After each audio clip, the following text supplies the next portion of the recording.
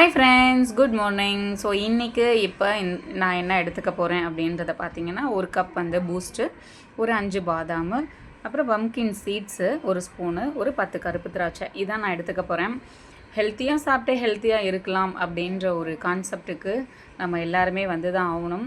ஏன்னா இன்றைக்கி இருப்போமா நாளைக்கு இருப்போமான்றது யாருக்குமே தெரியாது. நிச்சயம் இல்லாத வாழ்வு. அதனால் இருக்கிற வரைக்கும் நம்ம எல்லோரும் சந்தோஷமாக இருப்போம். சந்தோஷமாக இருக்கிறத விட நம்மளோட சந்தோஷன்றது நம்ம அடுத்தவங்கள்ட்ட ஷேர் பண்ணுறதுனாலையோ இல்லை நம்ம சொல்கிறதுனாலையோ அப்படியெல்லாம் இல்லை. நம்ம மனசுக்கு நம்ம எப்போதுமே சந்தோஷமாக இருக்கணும். நம்மளை நாம் லவ் பண்ணுவோம். அப்போ தான் நம்மளோட அந்த மைண்டு டிப்ரெஷன்லாம் குறையும்.